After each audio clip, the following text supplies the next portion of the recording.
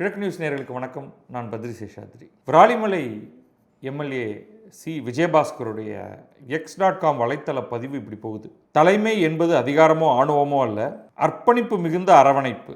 உழைக்கும் தொண்டர்களின் மனத்தை வெல்ல முடியாத தலைமை மக்களின் மனத்தை எப்படி வெல்லும்? உணர்வுகளை மதிக்காத இடத்தில் உண்மையான பயணம் சாத்தியமா? இப்படி ரொம்ப கவித்துவமாக எழுதிட்டு அவர் தன்னுடைய சட்டமன்ற உறுப்பினர் பதவியை ராஜினாமா செய்திருக்கிறார். ராஜினாமா செய்துட்டா அடுத்த ஸ்டெப் என்ன அப்படின்னா, அதிமுகவிலிருந்து பதவி விலகுவது, அதற்கு பிறகு எல்லோரும் போய் சேரக்கூடிய ஒரே இடமான தமிழக வெற்றிக் கழகத்தில் போய் இணைவது. தினமணியில் செய்தி வந்திருக்கு, தன்னுடைய சட்டமன்ற உறுப்பினர் பதவியை சி விஜயபாஸ்கர் ராஜினாமா செய்திருக்கிறார் அப்படின்னு.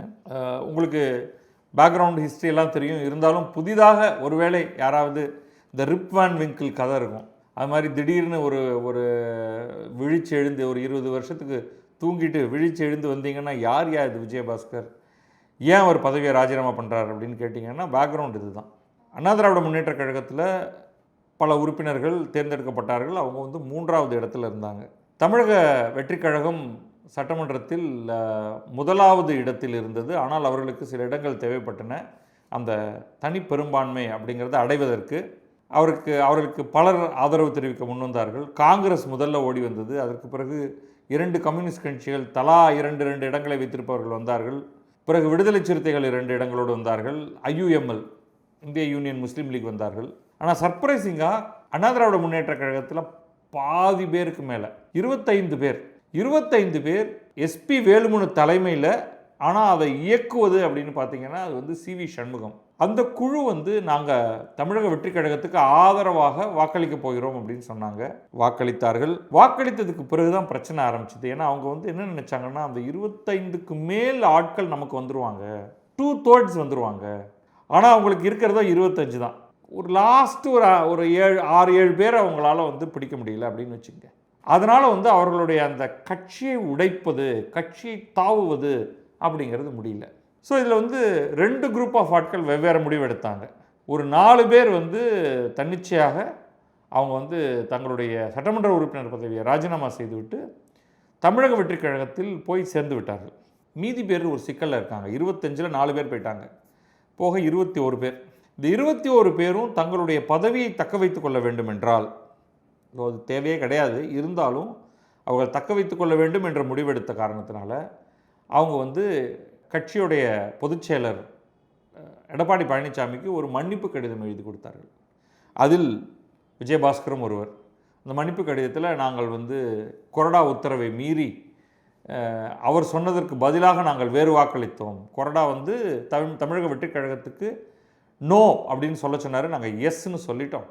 அதை நீங்கள் மன்னித்து கொண்டு எங்கள் மீது நடவடிக்கை எடுக்காமல் இருங்கள்னு. ஏன்னா இதற்கு உள்ளேயே என்ன பண்ணிட்டாங்கன்னா, எடப்பாடி பழனிசாமியின் சார்பாக பேரவைத் தலைவரிடம் போய் ஒரு மனு கொடுத்து எதிராக வாக்களித்த 25 பேரையும், கொறடா உத்தரவுக்கு எதிராக வாக்களித்த 25 பேரையும் பதவி நீக்கம் செய்ய வேண்டும் அப்படின்னு அவங்க ஒரு மனு கொடுத்துட்டாங்க. அப்புறம் இந்த 21 பேர் மன்னிப்பு கடிதம் கொடுத்ததுனால அதை கொடுத்து இந்த 21 ஆட்களுக்கு மட்டும் விலக்கு கொடுத்து அவங்க மேலே எந்த நடவடிக்கையும் எடுக்காதீங்கன்னு எழுதி அதை பேரவைத் தலைவர் ஏற்றுக்கொண்டு இந்த 21 பேரையும் விடுவிச்சிட்டாரு. 4 பேர் மீது அவர் சும்மா ஒரு நோட்டீஸ் ஒன்று அனுப்பிச்சிருக்காரு, இதுக்கு எக்ஸ்பிளைன் பண்ணுங்க அப்படின்ட்டு. அது அது அது ஒரு பெரிய விஷயமே கிடையாது. ஈதர்வே அவங்க போய் சேர்ந்தது தான். அந்த 4 சீட்டு காலியானது தான். இப்போ கோர்ட்டுக்கெல்லாம் கேஸெல்லாம் ஒன்று போட்டிருக்காங்க. இன்னொருத்தர் அக்ரி கிருஷ்ணமூர்த்தி கோர்ட்டில் கேஸ் போட்டிருக்காரு.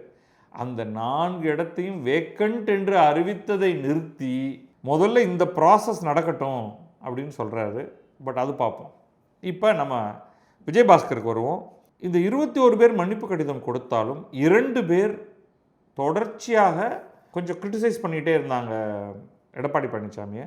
அதில் CV சண்முகம் வெளிப்படையாகவே 31 இடங்கள் பாட்டாளி மக்கள் கட்சி போட்ட பிச்சை, இந்த வார்த்தையை சொன்னார். அவர் வேறு வார்த்தைகளை பயன்படுத்தியிருக்கலாம். பாட்டாளி மக்கள் கட்சி உடைய ஆதரவு இல்லாவிட்டால் ஒரு 31 இடங்கள், 30க்கும் மேற்பட்ட இடங்களை வட தமிழகத்தில் ஜெயிப்பது கடினம் அப்படின்னு சொல்லியிருக்கலாம். ஆனால் ஒரு ஆக்ரோஷத்தோடு அவர் இந்த 31 இடங்கள் பாட்டாளி மக்கள் கட்சி போட்ட பிச்சை அப்படின்னு அவர் சொல்கிறார். சொல்கிறதோடு மட்டும் இல்லாமல் எடப்பாடி பழனிசாமியை தன்னுடைய தொகுதியிலேயே ரொம்ப கஷ்டப்பட்டு போயிருப்பார் ஜெயிக்கிறதுக்கு அப்படின்னு சொல்கிறாரு. அது வந்து கிளியராகவே அவர் இப்போதைக்கு அவர் கட்சிக்கு உள்ளே இருக்கார். இனிமேல் அவரை கட்சியை விட்டு நீக்கணும்னா எடப்பாடி பழனிசாமி தான் நீக்கணும். மறுபக்கம் விஜயபாஸ்கர் என்ன பண்ணிட்டாருன்னா, நேராக நான் வந்து என்னுடைய தொகுதி மக்களிடம் கேட்க போகிறேன் அப்படின்னு போனார். தொகுதி மக்கள் என்ன சொல்ல போகிறாங்க? விளையாடாதீங்கயா, நீங்கள் என்ன வேணாலும் பண்ணிக்கங்க அப்படின்னு தான் அவங்க சொல்ல போகிறாங்க. தொகுதி மக்கள்கிட்ட போய் நான் கேட்டேன், தொகுதி மக்கள் ஏதோ சொன்னாங்கன்னு. ஒன்று இவர் மனசில் இருக்கிறத தொகுதி மக்கள் இவர்கிட்ட சொன்னதாக இவர் சொல்லிடுவார், அவ்வளோதான். ஸோ அந்த விதத்தில் அவர் வந்து முடிவு பண்ணிட்டார். தொகுதி மக்களின் முடிவுக்கேற்ப தனது முடிவை அறிவிப்பதாக கூறி வந்தார். அப்படின்னு சொல்லிட்டு இப்படி சொல்லிவிட்டு அவர் வந்து தொடர்ச்சியாக தன்னுடைய x.com வலைத்தளத்தில் கட்சி தலைமைக்கு எதிராக அவர் வந்து கருத்து சொல்லிக்கிட்டே தான் இருந்தார். இறுதியாக இன்றைக்கி வந்து போதும் போதும் பொறுத்தது போதும் பொங்கி எழுன்னு ஒரு கால் கடுதாசி ஒரு பக்கத்தை கிழித்து கையால் எழுதணும். இது யாருடைய கொண்டு வந்த ரூல் அப்படின்னு தெரியல.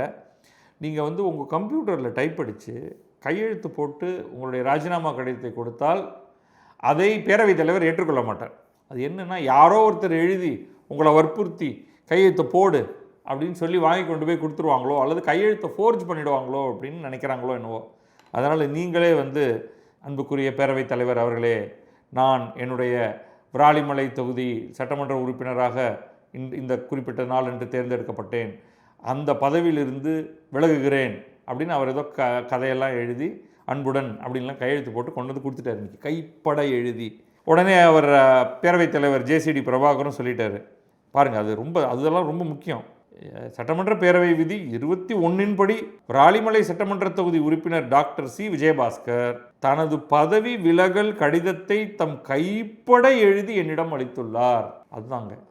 அதாவது இது வந்து சட்டமன்ற பேரவை விதி 21 இதுக்குன்னு ஒன்று இருக்கு போல இருக்கு. அதனால் அவர் அளித்த பதவி விலகல் கடிதத்தை ஏற்றுக்கொண்டு சட்டமன்ற பேரவை விதி 22 படி முறையாக உள்ளதால், ஸோ 21 படி கைப்பட எழுதியிருக்கணும், 22 அதை செக் பண்ணுறதுக்கான விதி அது எல்லாம் கரெக்டாக இருக்குது என்பதனால் நான் அதனை ஏற்றுக்கொள்கிறேன் அப்படின்னு சொல்லிட்டு பதவி விலகல் கடிதத்தை அவர் ஏற்றுக்கொண்டதனால் உடனடியாகவே அந்த தொகுதியும் காலியாகிறது. இதற்கு பிறகு இப்போ நம்முடைய தமிழ்நாட்டுடைய தலைமை தேர்தல் அதிகாரி அர்ச்சனா பட்நாயக், இப்போ அவங்க வந்து ஏற்கனவே 4 தொகுதி காலி, அதுக்கு வந்து மறுதேர்தல் அப்படின்னு சொல்லியிருக்காங்கல்ல, அதில் இதையும் சேர்த்து கொள்ளலாம். அல்லது அவங்க இன்னும் கொஞ்சம் எல்லாத்தையும் ஒன்றா சேர்த்து பண்ணுங்கப்பா, சும்மா சொல்லிட்டு இருந்தால் நான் ஒவ்வொரு தடவையும் வந்து நானும் ஒரு லெட்டர் எழுத வேண்டியதாக இருக்குது. நீங்கள் ஒட்டு மொத்தமாக நீங்கள் உனக்கும் வேண்டாம் எனக்கு வேண்டாம், நான் ஒரு 10 நாள் தரேன், ரிசைன் பண்ணுறவங்க எல்லாம் ஒட்டு மொத்தமாக ரிசைன் பண்ணிவிடுங்க, நான் வந்து ஃப்ரெஷ்ஷாக ஒரு அந்த ப்ராசஸை ட்ரிகர் பண்ணிடுறேன் அங்கெல்லாம் தேர்தல் நடத்துறதுக்குன்னு. ஏன்னா அடுத்து சிவி சண்முகம் இருக்கார்.